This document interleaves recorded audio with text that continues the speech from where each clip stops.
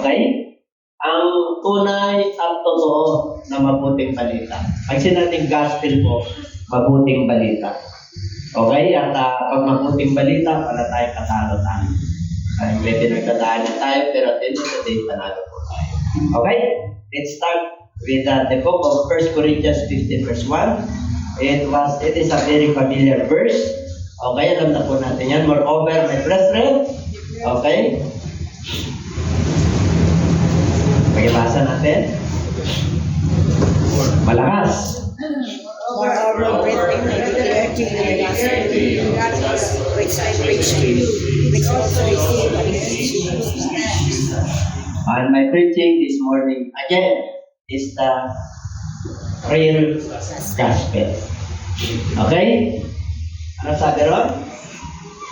Ipinapaalala ko sa inyo muli, mga kapatid. Pag sinabing kapatid, sila yung mananampalataya. Brethren, brothers and sisters, I declare to you the gospel which I preached to you. Ipinaalala ko sa inyo ipinangaral ko sa inyo ng mabuting balita. Ito ay tinanggap ko at dito tayo tumatayo. In which we stand. I declare, ito ang pinanindigan natin. Ito ang pundasyon natin. Matibay ito. I declare. Hallelujah. Lord God, bless your servant. Bless your people. Strengthen their prayer, O God. Yes. Hindi ko pala na pinagdadaanan ko ng bawat. But you know God. Hallelujah. Alam mo po, ang kanilang mga pinagdadaan. Yes. Itong pinag-aral mo kayong Panginoon para sa amin lahat. Palahayan ko kayo mag-usap. Yes. Tapat po sa lahat. Yes. Marami pong salamat. Jesus name. Amen. Amen. Thank you.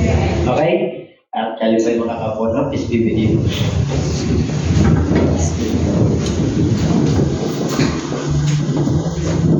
The real gospel. It was declared, it was delivered, it was preached. Hallelujah, in which we stand. Ito po ay matindi at matibay. Ito po ay salita ng Diyos, hindi po salita ng tao. Ito po ay galing sa langit, hindi po galing sa lupa. Kalangitan at kalupahan siya may pamayari ng lahat. And there is what we call the declaration. Okay, di po Galatians chapter 1 verse 6 to 8. Hallelujah. Ano pong sinabi po?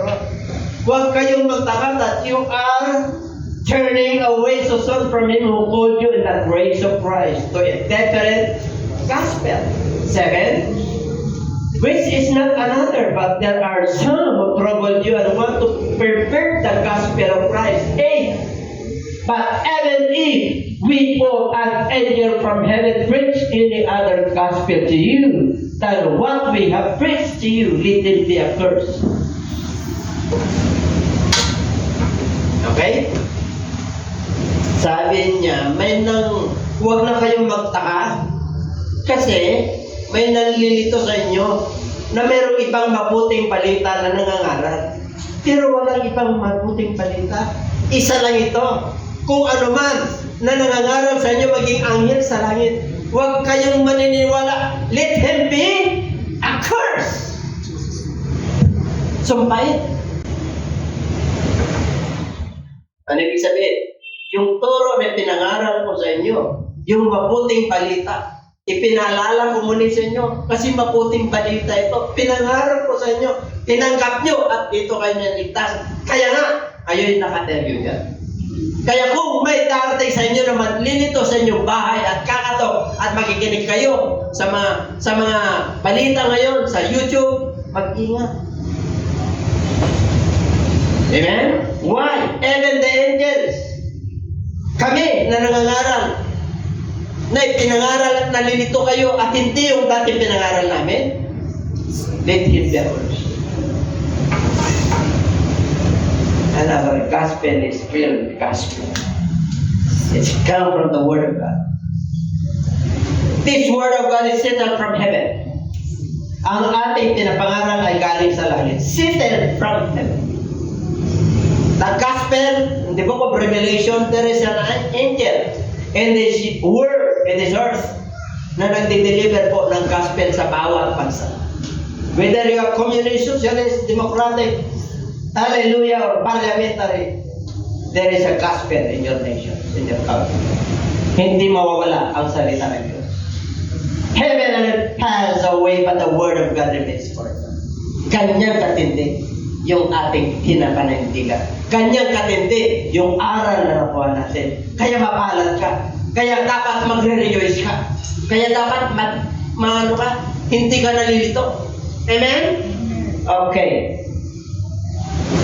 First, the gospel is real. Number 2, there was a declaration. Dineclare ito, pinangaral ito, laging pinaalala ito para hindi tayo malito. Ano yung gospel? Verse 2.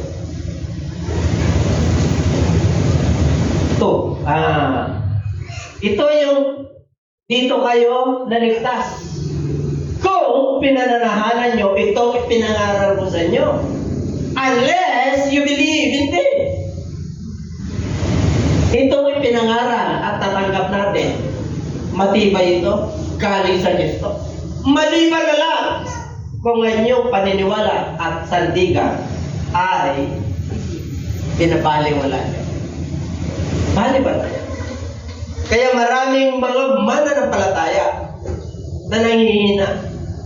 Kasi pag dumarating sa kanila yung mapagsubok, hindi sila naninindigan dito sa mabuting balita. Yung mabuting balita na galing sa Diyos. Na ano yung mabuting balita? Verse 3. For I delivered to you.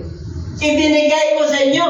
Ano yung diniliver niya? First of all, that which I also received, that Christ died for us according to the Scriptures.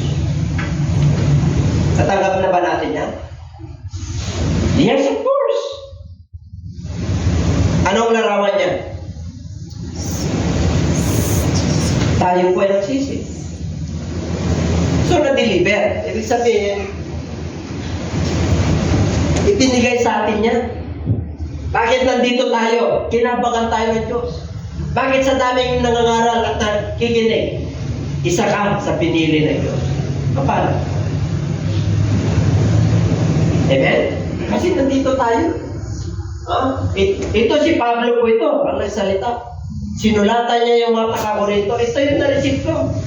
Kaya pinangaral ko sa inyo. Dito kayo naligtas. Lahat ba tayo nagsisi? Lahat? Amen. Yung pagsisisi ba natin, genuine? Tinalikuran natin yung dati natin pagkatao, yung mga kasalanan? Of course, yes. Kanya na tayo nagpapatuloy. Amen?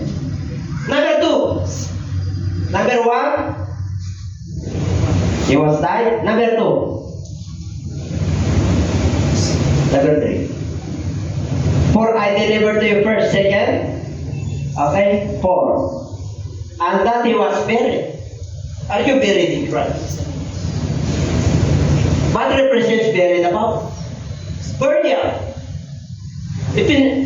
Nung ikaw ay nagsisi, nabaptize ka na ba sa pangalan ni Jesus? Are you baptized in the name of Jesus? You are buried in the name of the Lord. So binihisan ka na ni Kristo. Yung dati mong makasalanan na pagkatao, dahil ito'y nilibing mo na, nanalig ka kay Kristo, nagsisi ka. Ito yung tunay na ebanghelyo. Amen? Ano sabi niya? The second is he was buried. Ito ang pinakamatindi sa lahat sa mananampalataya. You are baptized in water, you repent your sins, repentance, burial, and he rose again the third day according to the Scriptures. And that he was sent by Cephas, then by the 12, 6, then by the 500, 7, and James, and 8, I am Paul. Si Paul ang nakakita sa kanya. Pinanak sa hindi ka panahonan. Amen?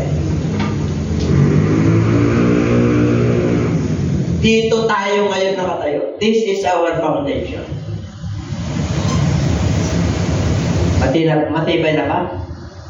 Are you baptized in the name of Jesus? Yes. Are you baptized in the Holy Spirit? Natanggap mo na ba yung kaloob ng Banal na Spirit? Yan ang kailangan natin. Magsisi, manifestation, ipapahayag na makasalanan ka, madali. Madali. Pero yung magpapagtas ka in Jesus' name, pag-iisipan ka. Minsan tinatanong pa sa iba, bakit po, hindi mo basta-basta may suko yung kinagisnan natin, di po ba? Hindi mo basta-basta may suko yun. Kasi doon ka na namulat. Pero huwag kang mag-alala. Bakit po? Nakatayo ka na rito. Ang sandigan natin ay ang Apostles' Doctrine. Ang turo ng mga apostoles, hindi turo ng tao. Hindi turo ng traditional at kultura at kinagisnan ng religiyon. Hindi po. Ang turo dito ay turo na nagagaling kay Kristo. Kaya Apostles' Doctrine. Ang nagturo sa mga apostoles na iniwang turo ni Jesus Christ ay sa mga apostoles. Kaya Apostles' Doctrine. It is not the doctrine of men. It is not the doctrine of this world. It is not the doctrine of those who are knowledgeable, of those who are napakatalino sa mundo ito. Yes, you have your talent. Pero pag ikaw ay mananampalataya, mapalad ka. Kasi hindi namin, ang Diyos po ay hindi nagtatangi. Mayaman, mahirap, may pinag-aralan, walang pinag-aralan. No? Ano man ang pananaw niya sa buhay, pag kinahabagan ka ng Diyos, mapalad ka. Mapalad ka, sabi mo siya na sabi, mapalad ka. Mapalad ka, brad. Amen po? Kasi isa ka sa mga kinahabagan ng Diyos. Number 2. Kaya dito tayo tumatayo. Number 2. Self-denial. Pag ikaw ay nasa Lord, meron yung tinatawag na pagtanggi sa iyong sarili. Kasi pag nasa Lord ka na, siyempre, from old nature to new nature. 2 Corinthians 5:17, if any man be in Christ, he is a new creation. All things are passed away. Behold, all things are become new. Kaya pag nakay Kristo ka na, siyempre po, may nasa ilaw ka na. Kaya magtaka ka, bakit nung wala ka kay Kristo, talaga namang yung mga ginagawa po natin, akala natin baliw. Talagang baliwala. Wala tayong, hindi natin alam yung pinagagawa natin na yung pala sa harapan ng Diyos ay kasalanan. Pero nung nakatanggap na tayo ng mabuting balita, naliwanagan tayo. Kaya dito, magtaka ka kung bakit nung ikaw ay nag-repent at nabaptize in Jesus' name, maliwanag na sa'yo. Bakit may mga umuusig na? Kasi naging ilaw pa na. Nakikita nila yung gawa ng Panginoon sa iyong buhay. Yung pagbabago mo, yung pag-iisip mo, at yung pagkilos mo, at yung pagsasalita mo. Kasi nandun yung liwanag. Amen? Kaya wag na kayong magtaka kung bakit nila nakikita kayo. Kasi dati nasa dilim tayo, wala silang makita. Kasi wala pang mabuting balita. Hindi pa pumapasok yung habag ng Diyos sa'yo. Ngayon pumasok na, maliwanag na. Kaya kung may pinagdadaanan kang kasama yan, kasama yung self-denial. Kaya sabi ko ron, ano ay do we stand in job of the Hebrew? Ang daming mga sigalot, every hour. Pero, I affirm. Pag sinabing affirmation, matindi to. There is a declaration. Ano yan? Yung pinagmamalaki, the boasting in you which I have in Christ Jesus our Lord, I die daily. Simple po ito. Diretso. If in the manner of men I have fought with peace, ito, at Ephesus, what advantage? If the dead do not rise, let us eat and drink, for tomorrow we die. Kung walang pagbabago, ay kagaya yung old nature natin. Kain lang tayo, uminom, bukas mamatay na tayo. Wala nang kwenta yung buhay natin. Yun ang ibig sabihin. Okay? Doon ang PDC. Huwag kayong padaya. You know why? Every company corrupts good habits. Pag ikaw sa good news, evil company corrupts good habits. Oh, there is a real Satan. Kaya nga, may influence sa kanya eh. Kaya tayong nasa liwanag, huwag ka na pupunta sa dilim. Amen po?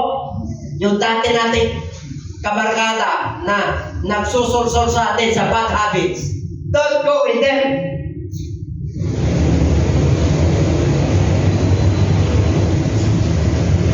Alam mo naman yung old nature mo, nandiyan ang demonyo, bubulungan yan. Awake! Sabihin mo siya katagigising. Saan tayo gigising? And do not, for some do not have, I speak this to your children. Para mapahiya kayo. Masaktan kayo. Bakit? Itinago na kayo. Binago na kayo. Nasa ilaw na kayo. Tapos ito ang ginagawa niyo pa rin. Awake to righteousness. Magising na kayo.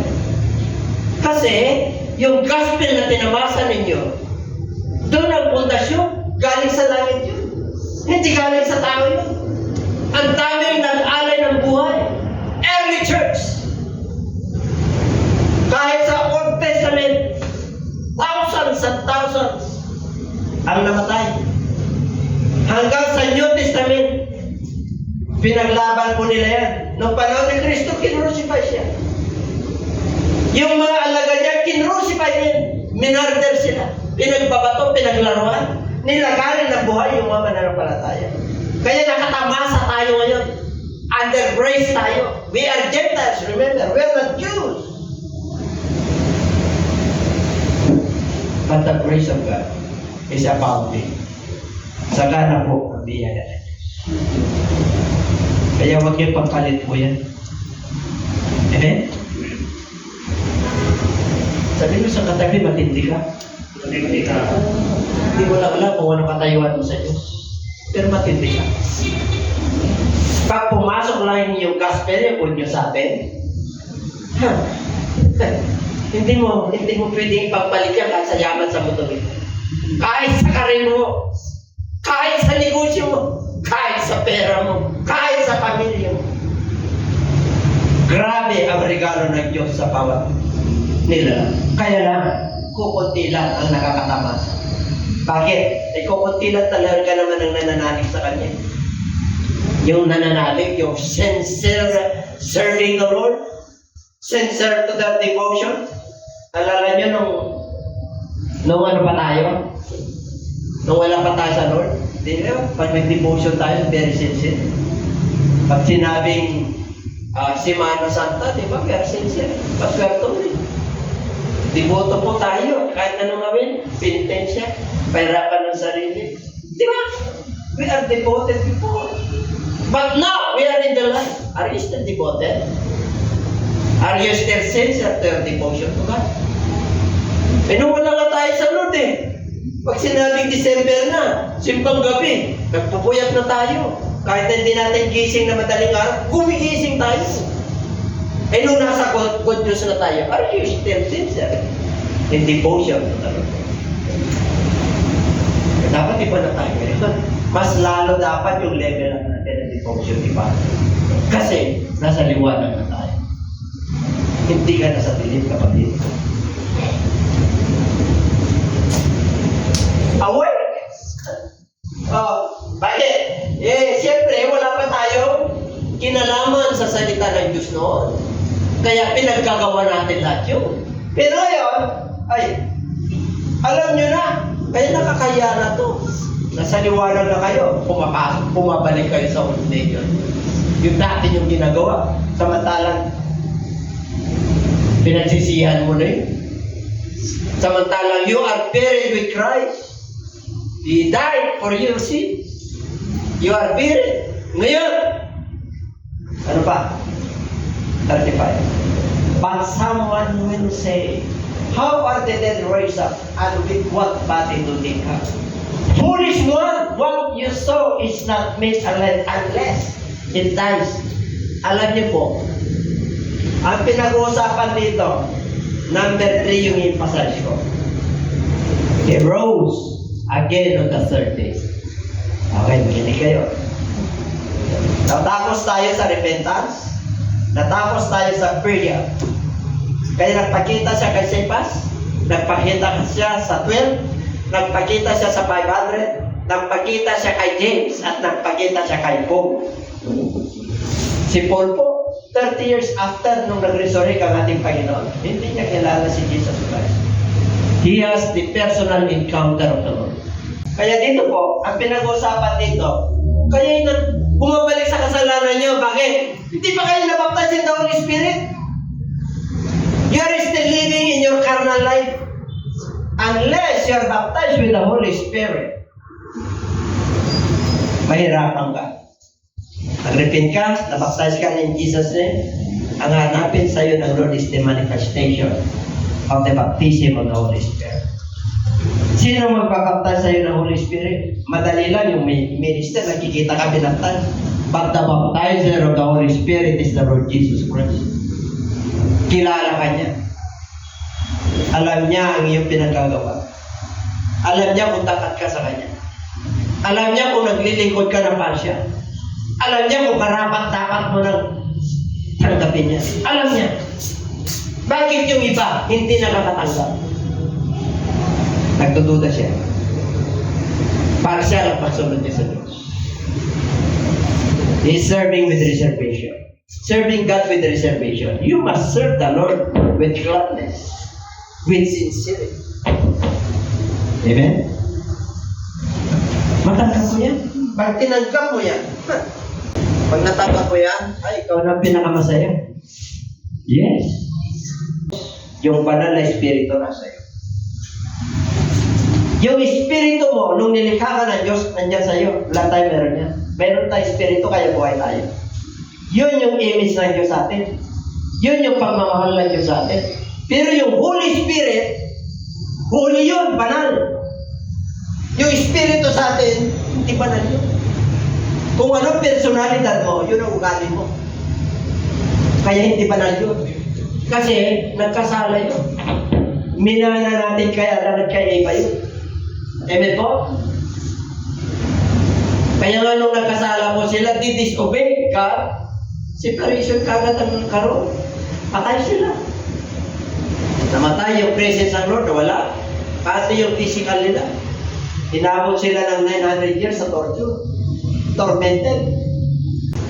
Kaya pag naka-72 ka na sa Pilipinos, amen. Naka-80 ka, amen lalo. Naka-90 ka, uy, amen lalo, naka-60,000 ka na eh. Assist, di ba? Ano yung ayuda ngayon? Pag 80 years old ka, may 33,000 ka. Pag 90 years old ka, may 33,000 ka. Pag 100 years old ka, may 33,000 ka, di ba 100,000 yun? O, centenaryo ka na. Sino gusto umabot na? Parang ayaw niyo. 120 ang ngayon ng ano? Bihira na nag-120 ngayon, di ba?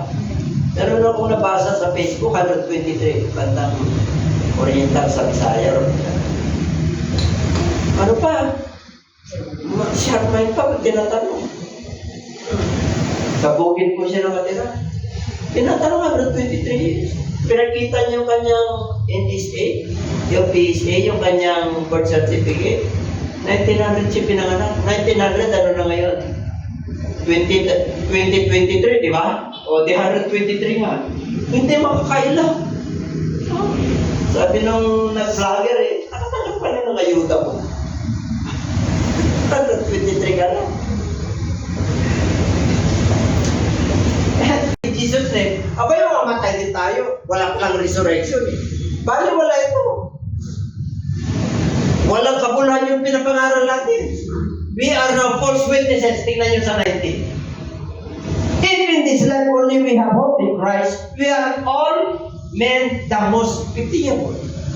Oh, pag namatay lang si Kristo, ay tayo na yung pinakamawawang mananampalatayang Kristiyano. Kasi, patay eh. Ano pang mapapala mo pag patay na? Amen po? sa verse 20 to 20. But Christ risen from the dead. Pero siya, kaya hindi tayo kawawa. Bakit? Inabuhay siya na maguli. Kaya hindi ka patay. Hindi ka mamamatay. Pag ikaw ay tinawag na ni Lord sa mundong ito at nandun ka na sa kabilang buhay, meron ka pa rin pag-asa. But now is Christ risen from the dead and become the first fruits of them that speak. Nabuhay si Kristo. Siya ngayon yung unang bunga. Yung mga natutulog. Natutulog Ang ibig sabihin yung mga mananampalataya na namatay na, natutulog lang. Kasi hindi ka kawawa. Bakit? Si Kristo ay nabuhay na muli. Kaya sabi mo siya, ba't hindi ka kawawa? Mga viewers, you are not pitiable. Our preaching is not empty and futile. Our preaching is very essential. Napakahalaga.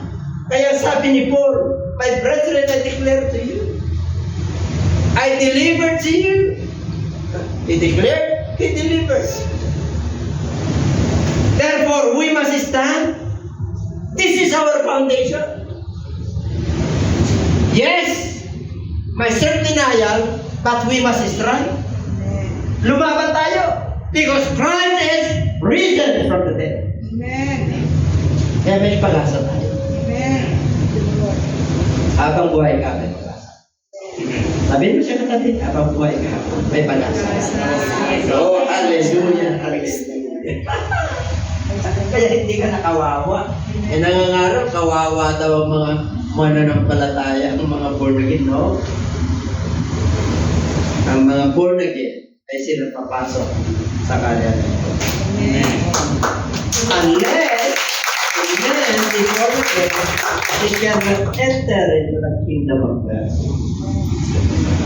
Dalawa yun, you cannot enter and you cannot see the kingdom of God. That is the prerequisite of God. You must be born again. Because you are born of a woman.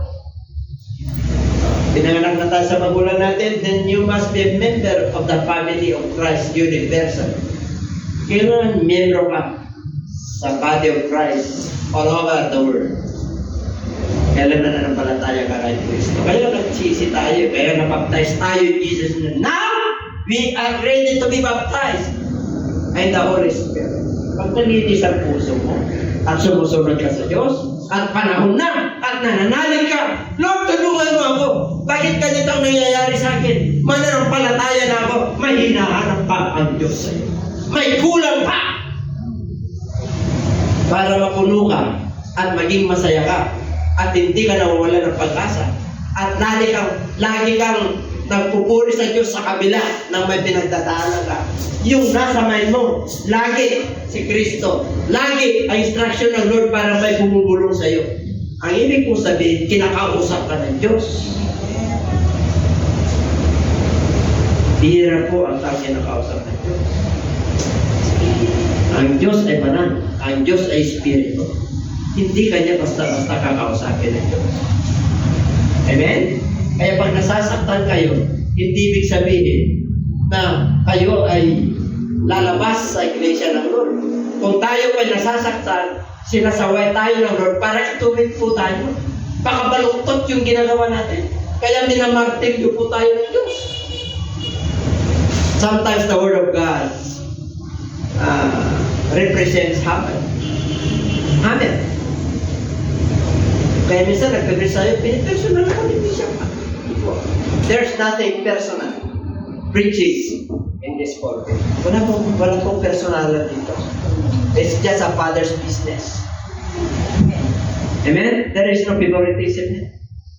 Kung ano yung sinabi ng Lord, yun po tayo. Pag nasaktan ka, tangusap ang Diyos, tanggapin mo, Lord, ako po. Kaya nyo nung ituwid ko po para matamasa ko yung Holy Spirit. Para makapag-speak in tongues ako. Alam nyo, pag nakapag-speak in tongues kayo, ang unang kukontrolin ng Diyos ito. Dila. Amen? Pag nakontrol na ng Diyos yan, kasama ng buong katawan mo yan, matatanggap mo yung banal na Spirit. At pag natanggap mo yan, that is the greatest gift of God to all mankind. Priceless yan. Hindi mo kayang bayaran yan. Isang mananampalataya, kasama nila si Peter. Kilala po, mayaman. Pinayaran niya ng Holy Spirit nung naglilihans po sila at nag-speak in tongues yung mga mananampalataya. Oh, sabi niya, meron akong pera dito, bayaran ko yan para makatanggap rin ako niya. Sabi ni Pedro, kahabangan ka ng Diyos. Humingi ka ng patawad sa Diyos. Amen? Hindi na bibili yan. Regalo ng Diyos yan sa lahat. Kaya pagkarapat dapat ka na tumanggap ng regalo ng Diyos, ibibigay sa iyo yan. Sino po may gusto na? Amen. Ay, grabe. Alagang nakasakit. You could just imagine. You walk with God. Hindi nila nakikita. Kasi Espiritu yung Diyos. Sa buhay mo, nararamdaman mo, nakasama mo siya. Ang tindi ng problema mo, nakangiti ka. Kasi kasama mo yung Espiritu na yun.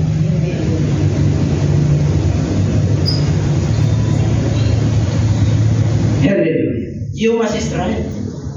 Sa verse 50 to 56, we must sincerely serve the Lord. Nowadays, I say, brethren, that flesh and blood cannot inherit the kingdom of God. Nor does corruption inherit incorruption. Behold, I tell you a mystery. There is a mystery. What mystery? Ito yung hiwaga. Ano yun? We shall not sleep. Hindi tayo mamamatay. But we shall all be changed. And the moment of the twinkling of an eye and the last trumpet, for the trumpet will sound, and the dead will rise incorruptible, and we shall be changed. 53. For this corruptible was put on incorruption, and this mortal put on immortality. So with this corruptible was put on incorruption, and this mortal has put on immortality, shall be brought to pass, saying that is written, death is swallowed up in victory. O death, where is your sting? O Hades, where is your victory? The sting of death is sin, and the strength of sin is the law. Asaan ang tagumpay ng kamatayan? What is the sting? Asaan ang kamantang ng kamatayan? O Hades, where is your victory? Oh, hell, saan ang victory mo? O demonyo, saan ka nagtatagumpay? Bakit? Wala nang kamantang ng kamatayan. Bakit? Pinalaya ka na ni Kristo. Pinatawad ka na. Kaya mga mananampalataya, hindi natatakot kumano yan pag nasa Lord.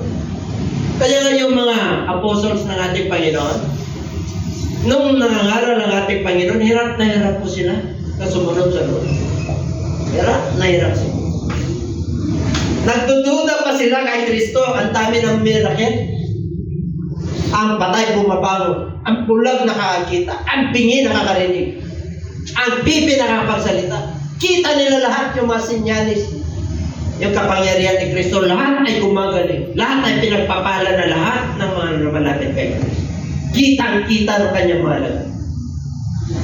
Pero nung namatay yung ating Panginoon, nagsibalikan sila sa old ways nila. Kaya nung nag-resurrect ang ating Panginoon, nagsibalik sila. Matthew chapter 20, verse 17-18. And they worship the Lord at sang tawag. Yung 11 po, nag-resurrect ng Lord, nagsama-sama sila. Sabi niya kay Lord, yung iba nag-worship kay Lord. Pero yung iba, nagtuta. Ganyan din ang mananampalataya. Ang dami na siya na-encounter sa Lord ng miracle sa buhay. Tinawag kaya ako ni Kristo? Bakit nandito pa ako? Eh, kinakalampag ka na ni Kristo, hindi mo pa alam. Kilala niyo si Jonas? Tigas ang ulo, di po ba? Jonas, punta ka sa Tarso. Anong ginawa ni Jonas? Ay, pupunta ka sa Nineveh. Mangaral ka ron. Ano yung pangaral mo? Ito lang ang linyang pangaral mo. Ano yan? Magsisi. Sa kanilang kasalanan, kundi hatulan sila ng Diyos. Kasi sukdulan na yung kasalanan na kanilang ginagawa. Pangaral niya lang, magsisi kayo. Ilang days yun? 40 days? Sisi na kayo. Kasi yung paghatol ng Diyos, ipababa sa inyo. Bakit? Alam naman nila nangyari sa Gomora. Nagpadala na nga supling ako yung ating Panginoon. Hatolan na naman sila. Dahil sa tigas ng ulo niya, pumunta sa Tarsus eh. Pero mo mga kapatid, huwag na kayo magduna. Ha? Sa panahon natin ngayon, pag kinakalampag na kayo, abay, gising, sabi na siya yung katabi, gising. Gising sa kapatid. Ang Diyos po natin ay mahal tayo. Because the gospel that we receive, wisdom. Grabe. Yes, we must strive. Yes, there are self-denial. But we must sincere in serving God. We must sincere in our devotion. Sinabi na mayroon tayong mga ganitong pagtitipon, we must support. Because this is the work and the ministry of God. This is not my ministry. This is the ministry of our God. What we lift up here is the name of the Lord. This is not an organization.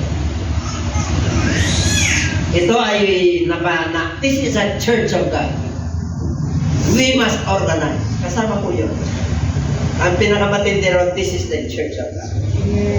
Ito yung home church po natin. Which we strengthen. Nakakuha po tayo ng mensahe na nagpapalakas. Na nagpapatibay sa atin upang tayo po ay magpatuloy sa takbuhin na itinalaga ng Diyos sa mga mananampalataya. Because there is a race that's set before us. When God called us to be His children, there is a race. Pero natakbuhin. Sa takbuhin na yan, huwag kang magpamakaw. Huwag kang tatalikod. Yes, sometimes you must fall down. Because there are many storms on our way. There are many rough roads and problems and trials and shortcomings on our way. But brethren, you must continue to strive. Lumaban ka. There are struggles in life. Lumaban ka. Because the reward is there. We must, the author of the faith, looking the promises of Jesus. He is the author and the finisher of our faith. Siya po yung nagtakda na nandito tayo.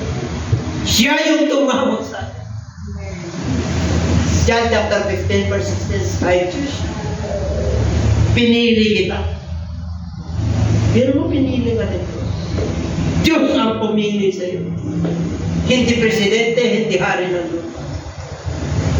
Hindi yung mga kilala. Diyos ang tumawag sa atin. Lord. Yun lang, panahal ka niya. Amen. Yun lang, nagdulog ka sa Diyos. Ito tayo mga panataya. Kahit na oras na at panahon na ng Diyos, pinagpapalit pa natin. No. Huwag mong ipagpalit yan. Pag oras ng Diyos at sabat ng ating Panginoon, tao mo, trabaho mo. Paglingkod ka sa Diyos. Bakit po?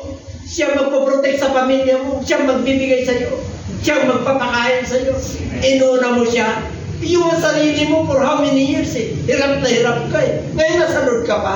Hindi ka papahirapan ng Diyos. Hindi tayo tinawag ng Diyos para pahirapan. Tinawag tayo ng Diyos para magpalain. Amen.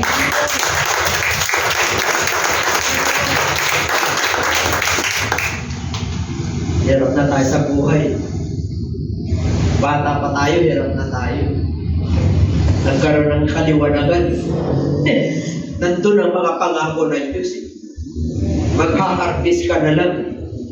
Sabi mo sa katabi, sunod na lang tayo. Hindi naman tayo pinapahirapan ng Diyos eh. Totoo lang, pinapagaan lahat yung buhay natin. Amen. Kaya atindi natin eh. Ay, yung kalungkutan, yes, pansamantala. Pero masaya ka. Amen. Hallelujah. I can feel the presence of God. I can feel the blessings of God. We must sincerely serve God. Number 5. Steadfast. Oh, what is the meaning of steadfast? Magpakatatag. Immovable. Huwag kang matitinag. Amen? Immovable. Whatever circumstances, whatever problems and trials coming on your way, unmovable. Hindi ka na dapat matinag, kapatid. Hallelujah. Therefore, pag sinabing therefore, 5, 6, 7, 8. There 5, there 5, there 6, there 7. There is a continuity. May pagpapatuloy. Amen po? Pag ipagpapatuloy natin, ano yung pagpapatuloy natin? The good news. We must strive. Yes, there are self-denials. We must stand on the foundation. We must sincere in serving God. And number 5, we must be steadfast. Therefore, my brethren, be steadfast, immovable, always abounding in the work of the Lord, knowing that your labor is not in vain in the Lord. Alam ng Lord kung sumusunod po tayo, gumagawa po tayo sa kanyang ubasan. Kahit na walang nakakita, God see you what you are doing. God saw you what you are doing. In His vineyard, sa kanyang kalwalatian. Hallelujah. Kaya, pag may dumarating na problema, dahil nandito pa tayo sa flesh, you cannot avoid problems. You cannot avoid trials. You cannot avoid sickness. Sometimes, and most of the time, financial problems, you cannot avoid. Hindi mo maiwasan yan. Sickness, oh, you cannot. Huwag mo sabihin na anti. No. Pag natamaan ka ng virus, parang yung mga COVID na yan, until now. Nag-declare ng United Nations na wala na. But still, pag namamatay yung tao sa hospital, sinusolve pa. Bakit? Para titignan kung i-cremate o ano. Di po ba? Kasi pag nagpasinag yun, di ba, Brother James? Nasa medical na yan eh. Oh, kahit namatay na, pag inabutan siya sa hospital, sinusolve pa. Oh, ibig sabihin yung pandemic nandiyan.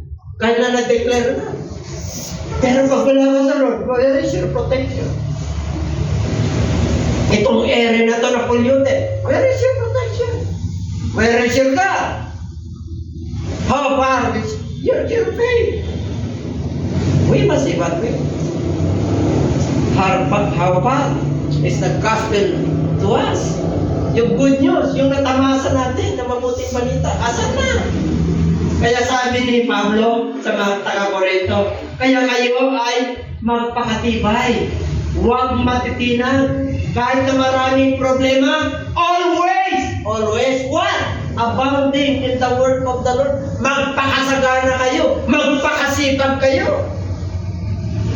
Huwag kayong tatama-tama. You know why? Because this gospel I declare and I deliver to you, in which we stand. Matibay ito galing sa Diyos. Our gratitude to God. Amen? Hindi po galing ito sa tao. Kaya dito, kaya sabi niya, lahat ng pinaggagawa mo sa Diyos, hindi mawawalan ng kahulugan. Ginamit ka ng Diyos sa ganito. Nag-share ka sa mahal mo sa buhay. Hindi mo sila maabot, you share them, mahal ka ng Diyos. Ginamit ka ng Diyos sa trabaho mo, sa financial mo. Nagating pala. Ginawa kang hand of Christ. Kaya pinagpapala ka. Ang blessing sa'yo, napakadali. God has a purpose. That's not your own. Your talent is not your own. God gave you that talent. Amen? Kaya sabi mo siya, katabi matindi ka. Kaya mula ngayon, we must abounding in the word of the Lord. In the body of Christ, lahat po tayo ay may parte. Religion. Is the head. Nasa ka sa parte, you're the head. Pinagpapala ka ng Lord, you're the feet. Evangelist ka. Dati yung heads natin, judgmental, turo ng turo. Diba? Gumagawa ng hindi maganda. May asawa na, kumakalapit pa sa iba. Diba? Diba sa atin? Diba? Hindi gumagawa ng maganda. Namangupit sa oras, matik lang. Maganda ba? Pag wala ka sa Lord, hindi mo mapapansin yun. Kaya sabi niya, yung mga karapat-dapat na mag-stand sa kanyang banal na dako, yung mga malinis ang kamay. Nilinis ka na nilinis. Kaya pag nagpuri ka, abay, nilinis sa harapan ng Lord yan. Amen? Dati, nung wala pa tayo sa Lord di ba?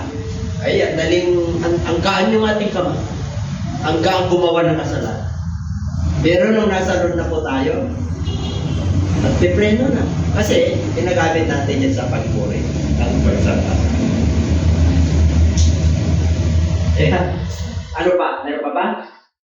Galatians 2:20.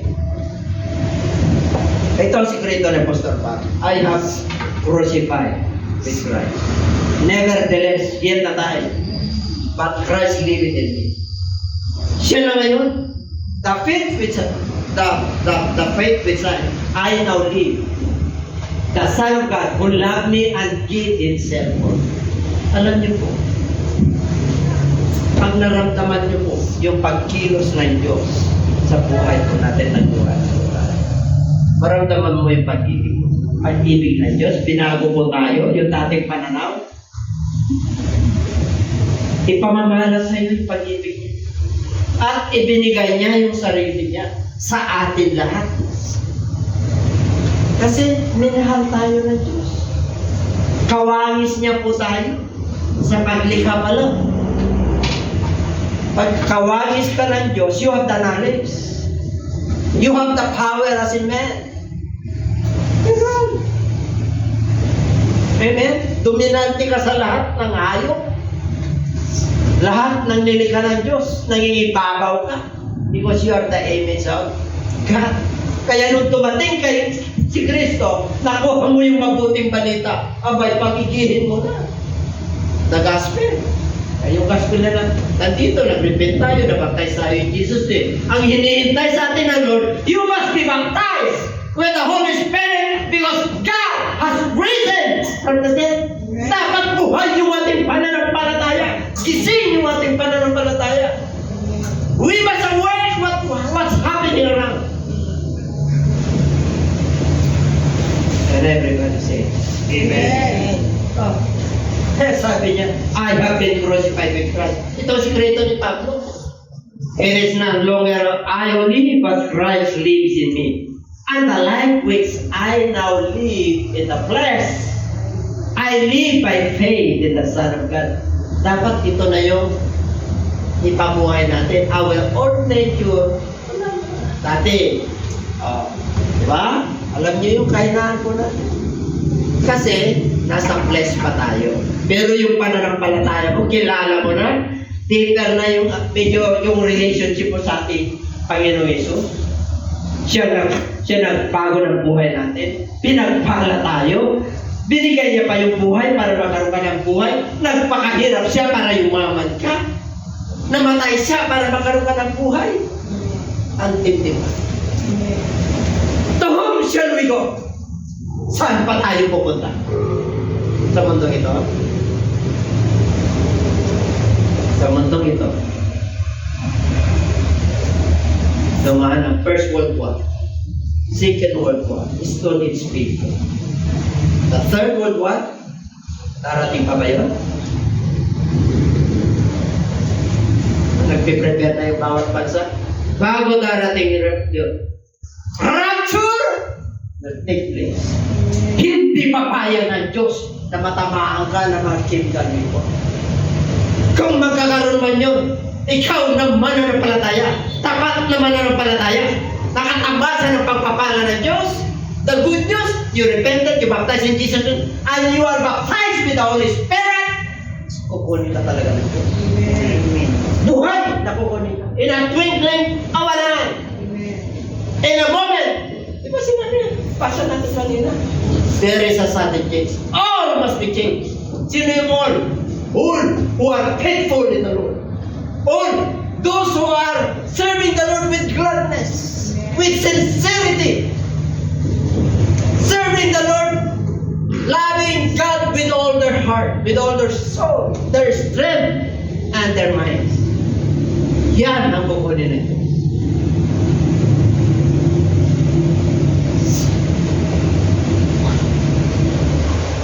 Tingnan mo si Pablo. Ano niya si Pablo? Grabe ito. Si Pablo po, nanay niya Hudyo, ang tatay niya Grego.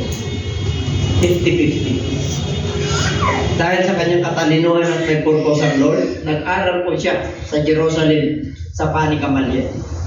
Pag sinabing Pani Gamaliel, parang UP yan. Amen? Doon siya nag-aral ng theological studies. Nag-aral siya sa law. The law of God and the law of the land. Lawyer na siya. That's why he has the power to meet havoc to the church of God. Meron siyang kapangyarihan. Itong Kristo na to. Talaga namang, napahamak yung mga mananampalataya nung panahon ni Pablo. Pinag-uusig po sila. Dahil hindi siya pumapayag. Kasi under the law, sa mahuling kilala nila yung Diyos. Ito si Kristo, naririnig ko lang ito. 30 years after. Pero mga kapatid, ang dami na. Even si Esteban, witness po siya. Si Esteban, binato si Esteban, witness. Kasama po siya. But when Paul going to Damascus, nang pumunta siya sa Damascus, talagang papatayin niya yung mga mananampalataya ron. Ikukulong niya po siya. But there is an encounter. Personal, hindi niya kilala si Kristo. Nabiglang nagkaroon ng liwanag. Napalubog siya. Nabulag. Wala siyang nakita. Boses lang narinig. Who art thou, Lord? Sino ka mga Panginoon? I am Jesus, whom you are persecuting. Ano pinipersecute niya? Church of God. Pero sino ang unang nasasaktan? Panginoon. Ako ang iyong pinag-usig. Yung nangyari kay Esteban, ako ang iyong inusig. Pupunta ka na naman sa Damascus para litisin yung mga mananampalataya because you have all the power and authority of the government. Nabulag po siya. 3 days po, hindi siya kumain na tumino. By personal encounter ang Lord, pag ikaw ay may mission ka sa Lord, kinakausap ka, darating ka talaga sa problema. Pero huwag kang magalala.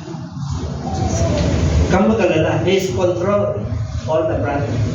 Kontrolado ng Diyos ang buhay mo. Kapatid, alam ng Diyos ang pinagagawa mo dahil anak ka niya. Ano man ang pinagdadaanan mo, alam ng Diyos. Sakit, matindi, kaya kang pagalingin ng Diyos. Bankrupt ka, hirap sa hirap ka, kaya kang pag-aanin at bigyan ulit ng Diyos. Nawala ang marami sa iyo, kaya niyang ibalik, galing sa Diyos. Dahil nawala yan, galing sa iyo. Palitan niya yung galing sa Kanya. Ibang pagpapala ng Diyos, ibang pagpapala na ginawa mo sa sarili. Ang pagpapala na galing sa Diyos, ginawa mo na. Amen? Galing sa Diyos yun. Pag sinabi ng Diyos, I will bless your children. Ako pala yun. Sumunod ka lang. Tapat ka. Kaya sabi ng Lord, hindi mawala ng kabuluhan ng iyong ginagawa. Kaya sabi ni Pablo, Kahit napatay na ako dati mamatay tao, ako nagusig. I am not ashamed anymore. Hindi ko na kinahiya, for I am not ashamed of the gospel of Christ. Why?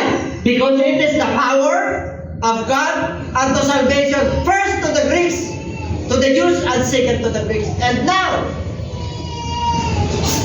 pakibasa.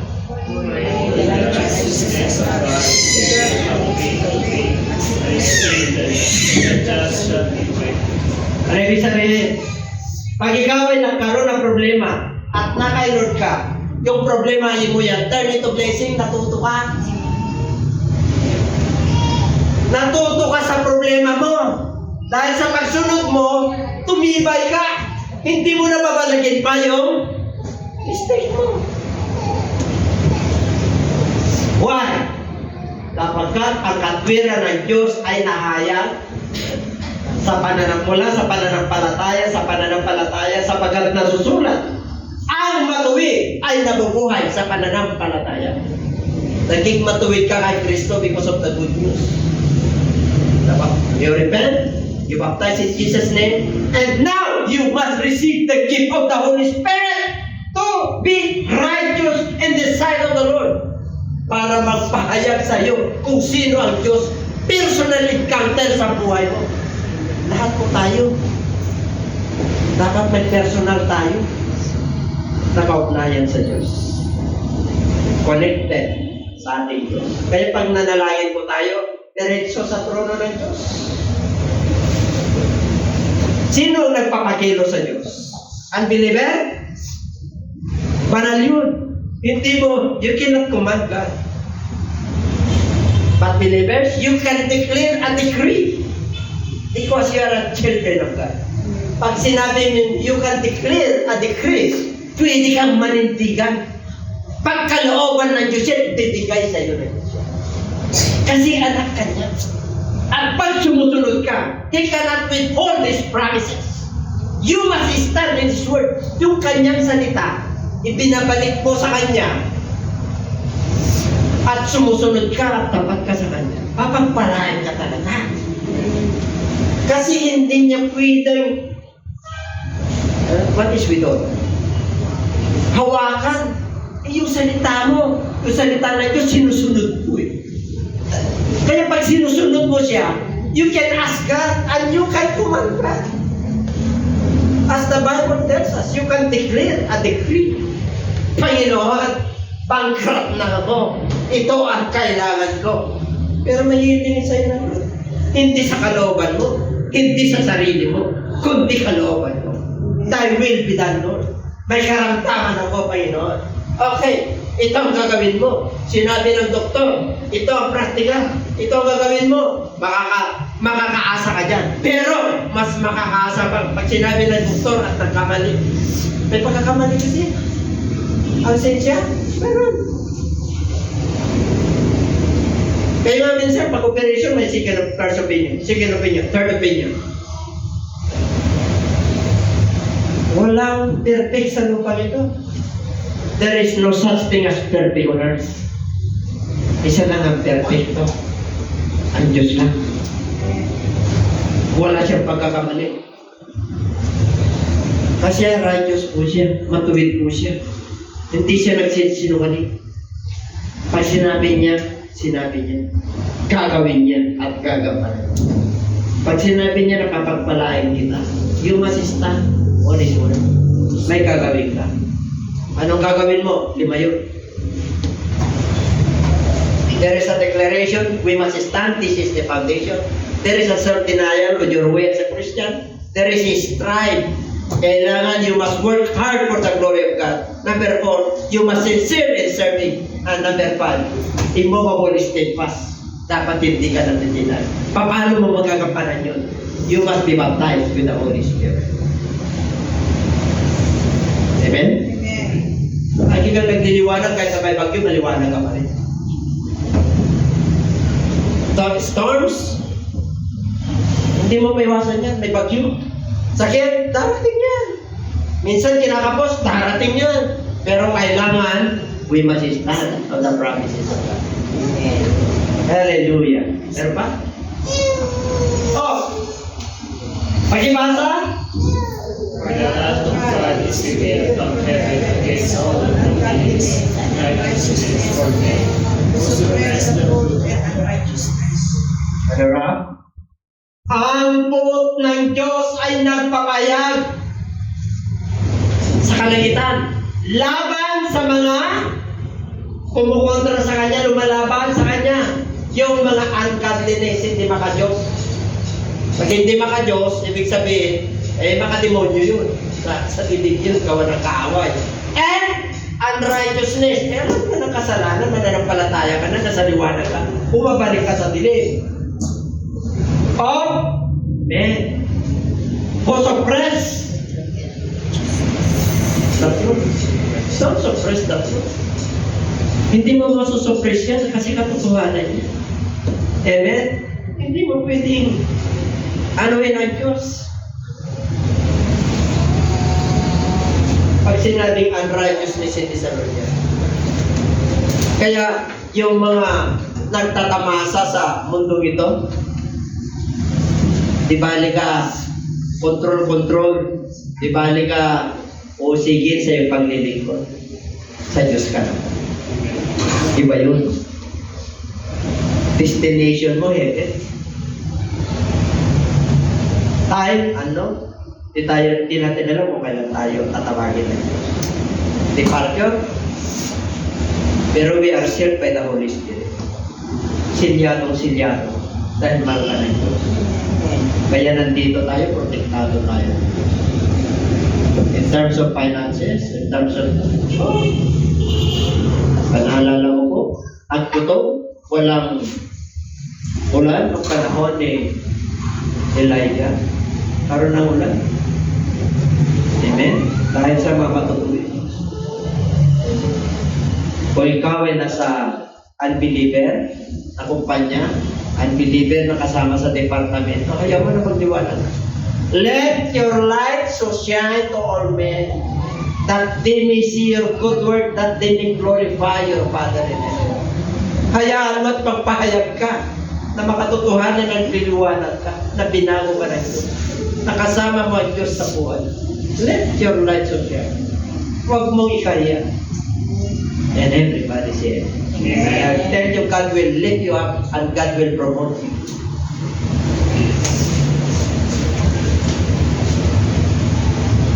Amen? Ang lahat ng anak ng Diyos, nakatuon ang mata ng Diyos sa mga matutuwid. Tingnan mo yung katabi mo kung matuwid. Matuwid tayo. Kaya tayo nandito. Kaya tayo nagpapatuloy, pero huwag ka mag-alala. Kung mayroon ka naman pinagdadaanan, gusto naman ang kasama ko. Minsan masakit yung pagtuwid, pero matuwid ka lang. Because the just shall live. Amen. Tinatawad na tayo, ginawa na tayo anak niya. We are now heirs. Tagapagmana ka ng kaharian niya. Oh, shall we that God is mindful? Who are we that God is mindful? Sino tayo para alalahanin ng Diyos? Amen? Ayaw po ay galing sa atin. We shall all stand. Yes, galing tayo sa labok, nagkasala ng ating mga ninuno. Pero binago tayo. Salamat sa Diyos. Hallelujah. God declares, Paul declares, Paul delivers the good news. Okay. Diba? Kaya tayo nandito.